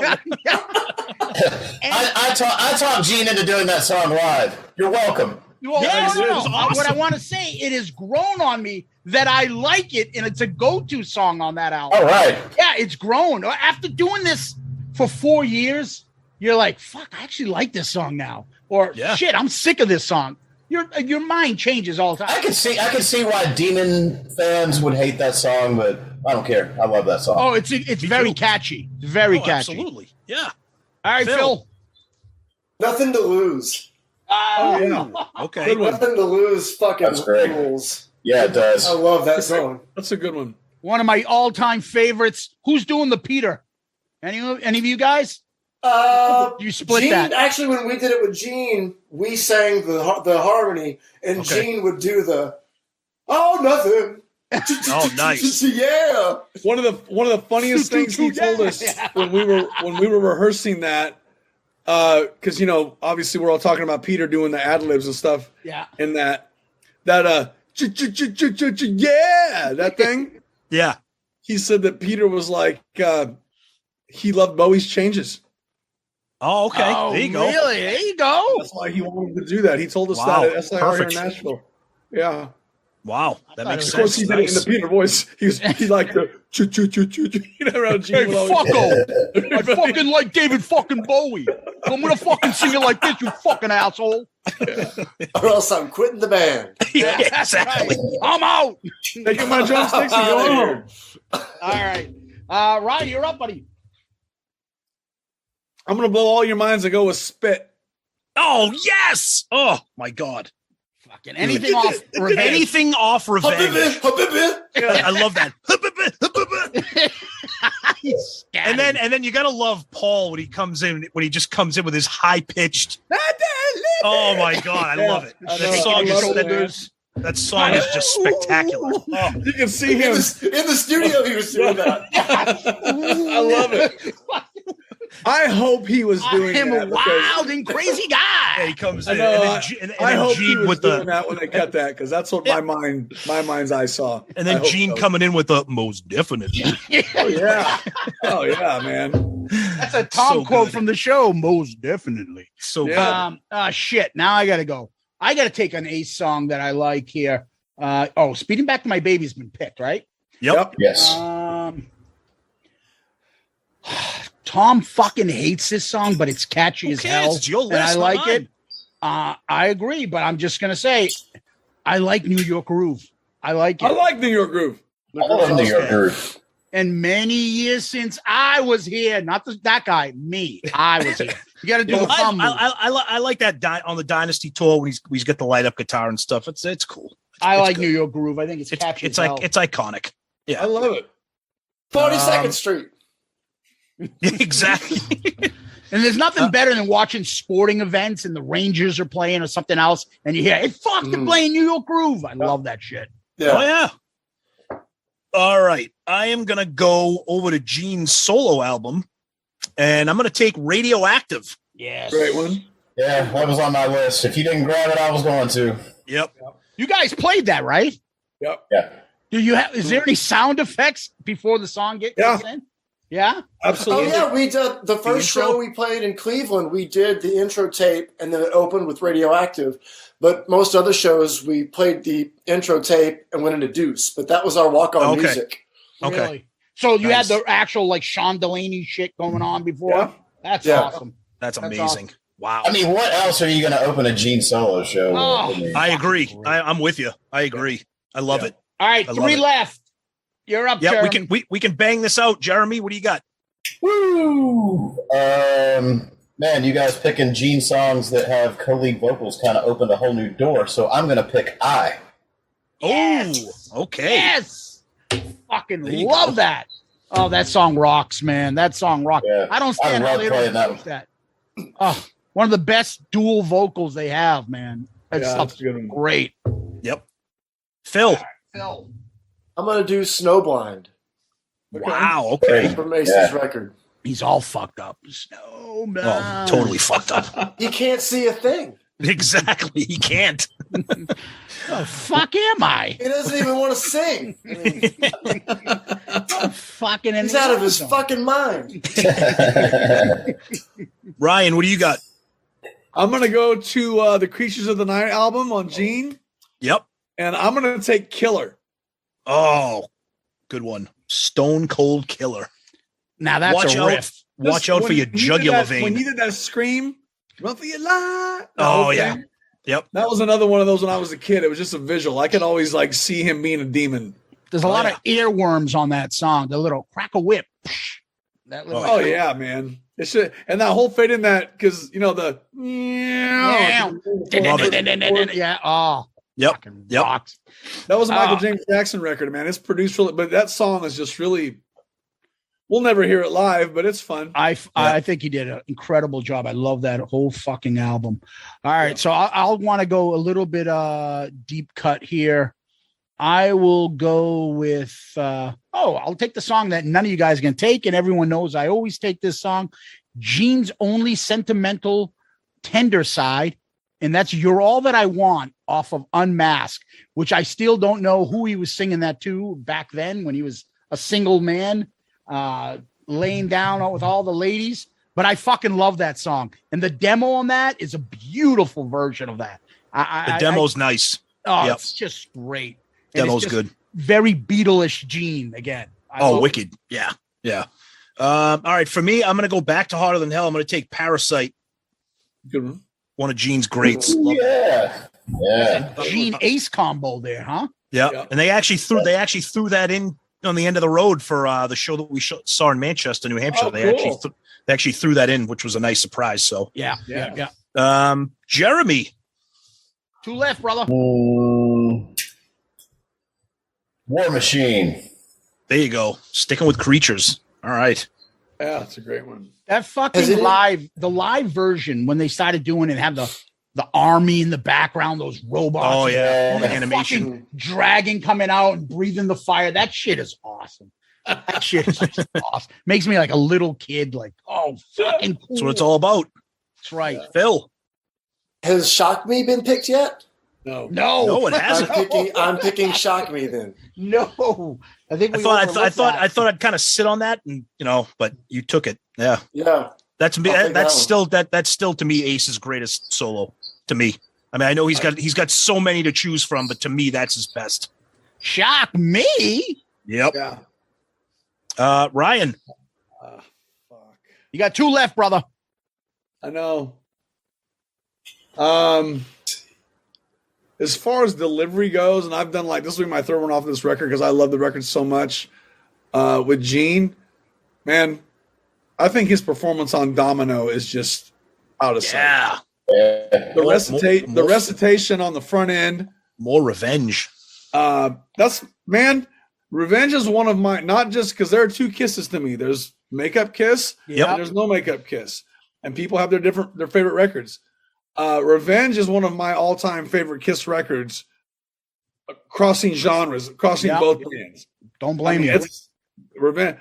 I like Domino's so much just because of the recitation at the beginning, and then he goes full on Gene when it gets to the courses and everything, and that when he does that, that whole it's fucking fun, man. It's just nice. Remember the video driving around drinking a milkshake, trying to pick up. That video is ridiculous. Oh my god.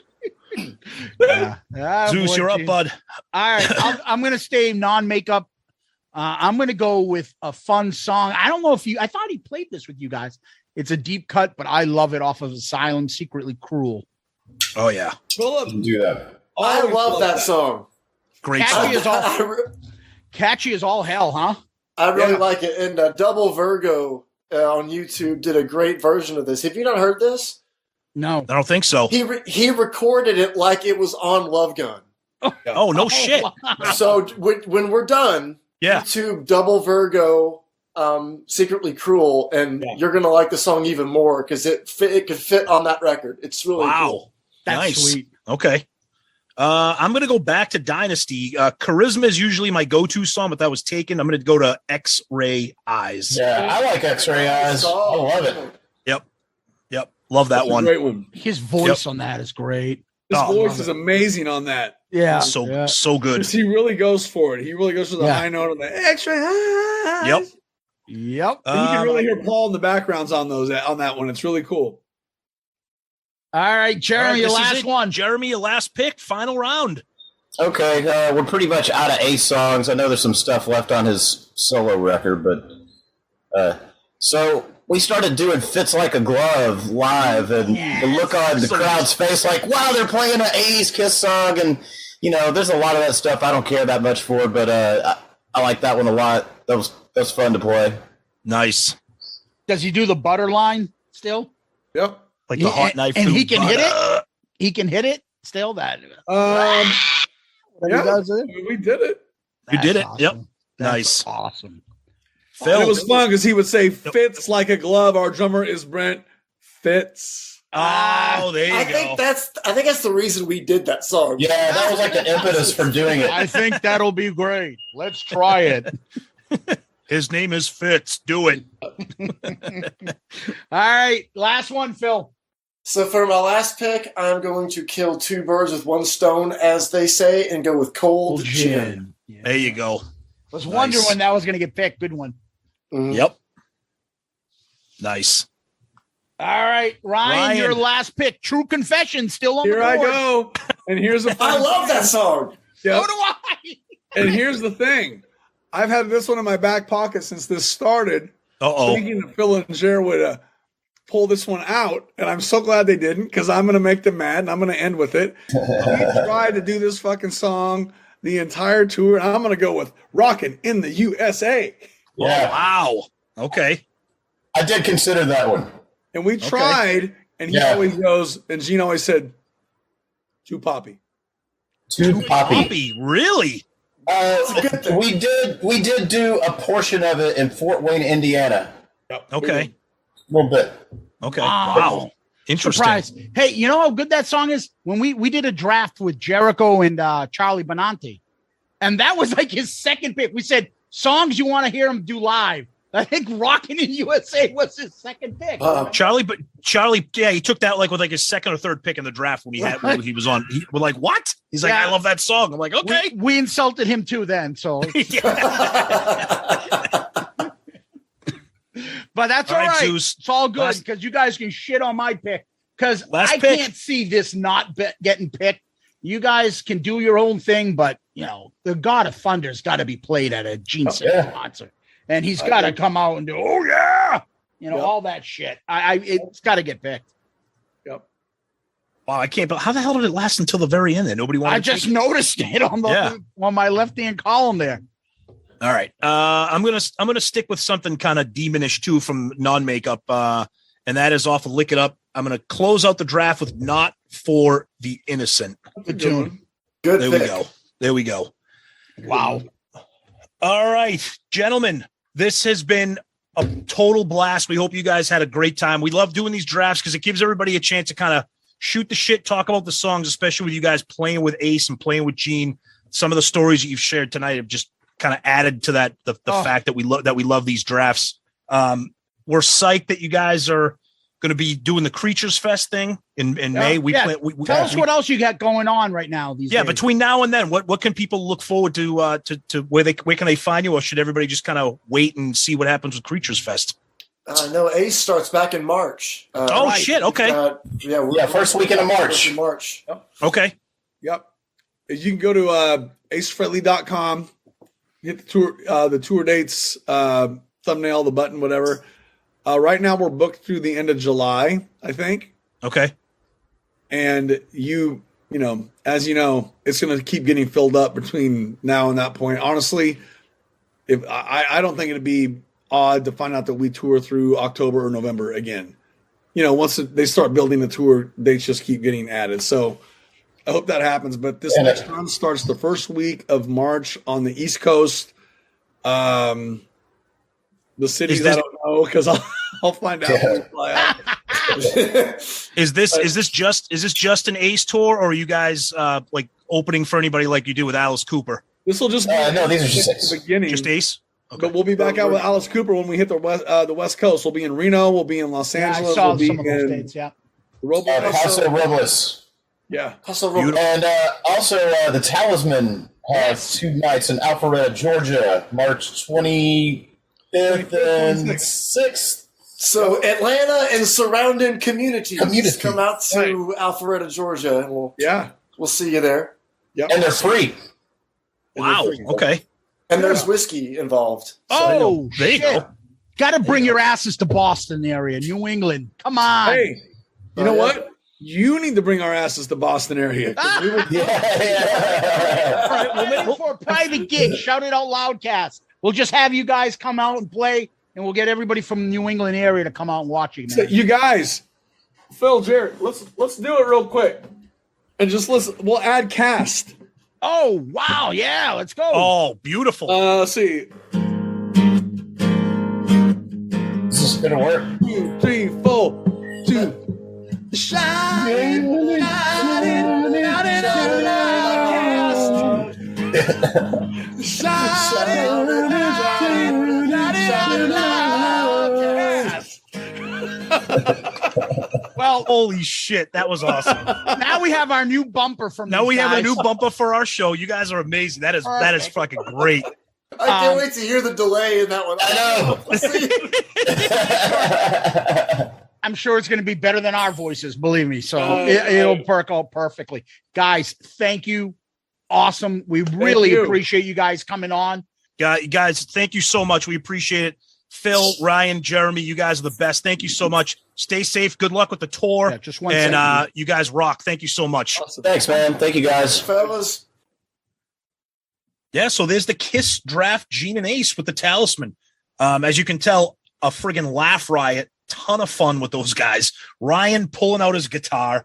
Those guys singing, doing impressions. As you can tell, tons of deep cuts. Very few hits. Just a hell of a blast of a time with those guys. Yeah, a 5-person draft. There was still plenty of songs to choose from. Oh yeah.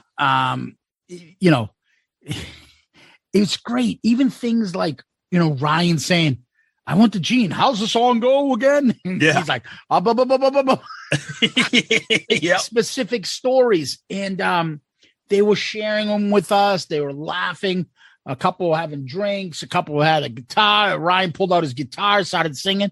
And then they started singing. Let's go. Let's do this one for them.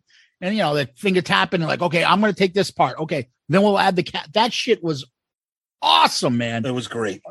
Oh, it was great. And I love it too, because as you can tell, we'd pick a song and the 3 guys, they would talk about whether they played it on the cruise as the Talisman or whether it was a song that they tried to play with Ace and he didn't want to, or Gene or whatever. Just a real cool conversation. The thing that we all love about it was you could tell it was like 90% deep cuts. I mean, like the first song in the draft, Jeremy took Charisma, then Phil takes I'm in Need of Love. You know what I mean? Phil. He's such a great guy because he's like, I was a little playful with him, just like, oh yeah, good God, some of these pics he's taking. I'm in need of love. See you in your dreams. I'm like, dude, I think you're trolling me, like making these pics. I'm like, I feel bad. You're like a guest on our show, and I'm shitting on your music that you like. But how did he respond? By laughing his ass off. Oh my God. You know what I mean? Oh, he had his hands in his face or his head arched back, like the video. Yeah. Ass oh off. yeah. Yeah. Oh my God. All of them are so fucking funny. Yep. And you know, Jeremy and Ryan, it was a blast. Yeah. And that shows how much fun and love, like as much as we joke about Kiss, how much the music means to all of us growing up. I don't think we're that much age difference. We all came into Kiss in our early single digit years, and it stayed with us, and all of us still have that love. And those guys, never mind how funny they are and smart, and they talk about Kiss and stuff, they're fucking talented. Oh my God. All three of them. Yeah. They can all sing, they can all play guitar and bass. Yep. Yeah. And they're all fucking great guys. Yeah. If you get a chance, please go listen to any of their projects. Go catch them on the Ace tour, and hopefully catch them at Creatures Fest as well. And I'll tell you this right now. And if you've listened to the show long enough, you know that if Zeus and I don't have anything nice to say, we probably wouldn't lay on the praise as heavy as we do. But I can tell you right now, these guys, not just when they perform as the Talismen, like when we saw them on the cruise, when we saw them with Ace, the fucking band absolutely destroys these songs. I mean, insane. I mean, you guys, we said it when we saw the Ace show. Go see it for Ace, but if you're just into live music and bands, check these guys out. And as you heard them, they're going to be touring again. There's going to be doing another Ace tour soon. I think they said starting around the March time period, running probably into the spring and summer. So if they come into your area when they start announcing the dates, if they haven't been announced already, check them out, man, because they kill it. It's so fun. You will not be sorry. Again, I felt, Tom, that this was one of our best and funnest episodes for just me personally. Yeah. One of my favorite episodes we've ever done. And we've had, stars. We've had fucking hot chicks on our show. We've had everything. We've had Murph. We've had Sonny Pooney. That's true. But these guys were so much fun. Yeah. And the thing I like about it too, and I think you kind of hinted at it too, is, I mean, yeah, you're talking about guys that are in a band. They play with Gene. They play with Ace. But they're also fans. They're like us. They're giddy Kiss fans that love to talk about the music and the songs and why they love a certain song or why they prefer one over the other. And that's the thing that I love about getting guys like that on. And it's the same thing when we get like Jericho on. A superstar who at his roots is a fan, and that love comes through, and that's the goal whenever we have a guest on. It's just so fun. Yeah, and friendships like that last, and our admiration for them and respect, and I think you guys will agree with us. So that was Kiss Draft 10 with the Talismen. We hope you enjoyed it. I know you did, because they're the fucking best. Yep.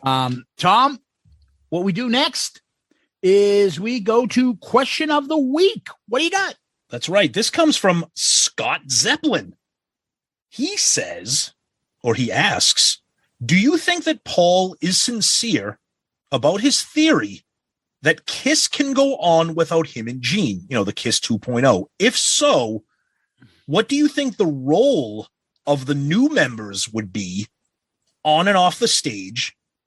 And what roles would Paul and Gene continue to play? So Kiss 2.0, Paul and Gene are gone. You got a new Paul and a new Gene, whoever they are. What's the role of the new Paul and Gene? Producers. And what's the role of the old Paul and Gene? Well, I would say producers and things like that, meaning like, okay, the buck stops with them, the producers of the movie, the financiers, all that. Okay. I think they're going to control everything, set lists and things like that. Maybe they'll have their hand in it, but hopefully they don't. And hopefully it's something that the fans would agree on, not just Gene and Paul. I think if they're going to do a 2.0, it needs to be a little bit different.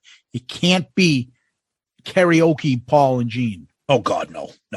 I think the only thing I would differ on for this is I think Gene would absolutely be hands-on. Gene would be like the producer or the manager. I could see Paul being like, toodaloo, have fun. Gene, I didn't get my check this week for the royalties for the Vegas show. What's going on? I don't think that would be a problem, but I don't think Paul. No, but meaning like that's his extent. Like that's what I'm saying. You know what I don't think like he doesn't give a fuck what's going on, and just no, this is business. Where's my check? No, but I think it's a good question because I think there would have to be an agreement. The new Paul and the new Gene, did they get to, like you said, do they get the final say? Like, hey, we're gonna do a show, but we want to dress up in the Dynasty era costumes. No, I don't want you guys wearing those. Like, I'm gonna take a 10-speed bike and throw it into a fucking pit of fire. Can I do that and say fuck the 10 speeds? Yeah, so that would be appropriate. It's a great question. You got to wonder if they'll just be handling the finances or if they will be controlling it like a Broadway stage production. Right.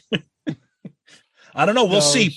Me personally, there's not going to be Kiss 2.0, but we'll save that for another episode. Kiss 2.0 only works if it's Zach and Todd, or maybe one of the Talismen and someone that fit with Tommy and Eric. And then slowly Tommy and Eric would fade out, but then you've gotten used to the other two guys. So that's how it can continue. Going in with 4 new people, fuck that. I think you're better off with 4 new people than with 2 new guys and Tommy and Eric. No. I think, no way. I think the beating that Tommy and Eric take now would be that much worse if they stayed with a new Gene and Paul. Fuck you, fake Ace. Nice job, fake Gene. Have another donut, cheater Chris. Seriously, they just get bludgeoned. And poor Tommy be like, God, what are we doing here? Dude, I don't need this. I don't need this shit. When these Kiss tards fucking screaming shit at me, walking around with my kids, they're throwing shit at me. He'll take that beautiful white guitar and just chuck it at some nerd. Fuck you, fat nerd. Here, you play it.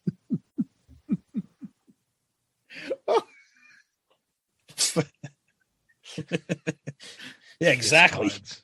Honey, I think they're throwing Cage. Anyways, great question there, Scott Zeppelin. Thanks, buddy, for contributing. Appreciate it. Tom, where can people find us? All right. Our email address, best place, shoutitoutloudcast@gmail.com. Shoutitoutloudcast@gmail.com. Please email us. Feedback, comments, questions, anything. If you want to have a conversation with us via email, you can do that too. And of course, our social media, we always say Twitter, Facebook, Instagram, the direct messages on all of those. If you want to keep the conversations private, tag us, mention us. If you see things in your daily lives there that remind you of Kiss and you think it's kind of funny, whatever, share them. And of course, the Loudcasters Facebook group, Shout Out Loudcasters. That group is getting huge. It is hilarious. There's tons of fun stuff on there, tons of serious stuff, but we like to have some fun. Might not be for everybody, but check that out. And of course, we're part of the wonderful Pantheon podcast network of shows, great shows, including the previously mentioned Cobras and Fire with Baco and LC and tons of other great guys. And again, another shout out to our Patreon family. You guys are the best. We love you guys. And brace yourself for that Patreon ARC pick that's going to be coming soon. Yep. Tom, I always tell people they can DM us on Twitter, Facebook, Instagram. And lots of those ones become comment of the week. So feel free to talk to us anytime through that. We are accepting those. Now, and if we don't get back to you every time, it's just because it's just overwhelming. But we do read everything. We do. And speaking of you do, don't forget to subscribe to our YouTube. I asked for 400, and within a week we're at like 415. Yep. Let's get us to 5. Let's get us to 500. Now, again, subscribe to our YouTube channel, whether you listen to us on YouTube or through the podcast method, whatever you want. I think it's helpful to us. So please go ahead and subscribe and like our YouTube episodes. And please give us one of those 5-star child reviews wherever you find podcasts. You can do that on Facebook, Apple Podcast, now Spotify. I think, Tom, you put something up on Spotify that you can give us a 5-star review on there. Yep. That would be helpful. Even podchaser.com. All those things help us. They move us up the food chain, get us in front of more people, and it's a big help to us. And if you do give us one of those 5-star reviews, we read them, like this one. You got this one, Tom? I do, from our previously mentioned friend and fellow Patreon, Mike H. 5 stars. Great podcast. I want to drink beers with these guys. And that is why we love Mike H. Simple and to the point. And Mike, you never know, maybe one day we will all drink beers together, God willing. Thank you, Mike, for your contributions on Patreon, your contributions to the show with your hilarious comments and emails, and of course, this 5-star child review.